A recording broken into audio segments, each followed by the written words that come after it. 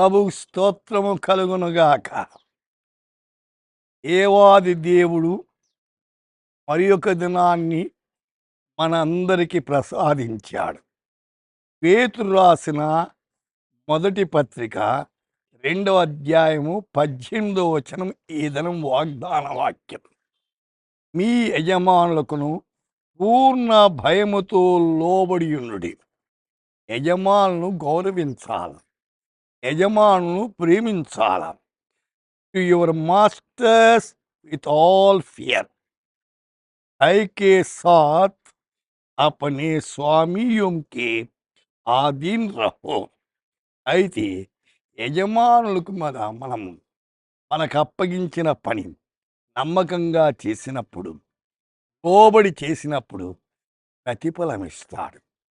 ఎఫెసీ 6:5లో శరీర విషయమై మీ యజమానులైన వారికి ఏమంటున్నాడు? విధేయులై ఉండండి.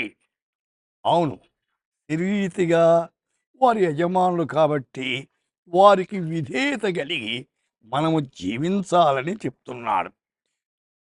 పౌలు గారు 1 తిమోతి 6:11లో 6:1లో 1 తిమోతి 6:1 తన యజమానులు పూర్ణమైన ఘనతకు పాత్రుని ఎంచవలను. పూర్ణమైన ఘనత, వాళ్ళకు ఘనత తేవాలి. కొలస్సీ 3:20 శరీరము బట్టి మీ యజమానులైన వారికి అన్ని విషయములలో విధేయులై ఉండండి.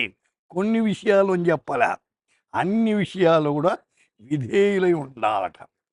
తీతు 2:10 తీతు అంటే కాపుదల, భద్రత అని అవసరం. అన్ని కార్యములందు వాడిని సంతోషపెట్టుచు. యజమానికి కోపాన్ని కలిగించకూడదు, వాడు సంతోషపెట్టాలి, వారికి లోబడి ఉండి వాడిని హెచ్చరిస్తున్నాడు. అయితే నీవు నేను భౌతిక సంబంధి యజమానులకే కాకుండా దేవాది దేవునికి మనం లోబడి ఆయన అప్పగించిన బాధ్యతలు చక్కగా నిర్వర్తించినప్పుడు దేవుడు మనకు తోడుగా ఉండి నడిపిస్తాడు. ప్రార్థన చేసుకుందాం.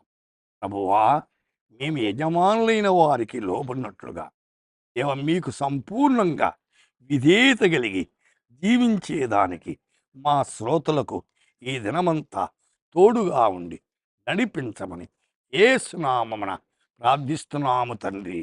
ఆమేన్.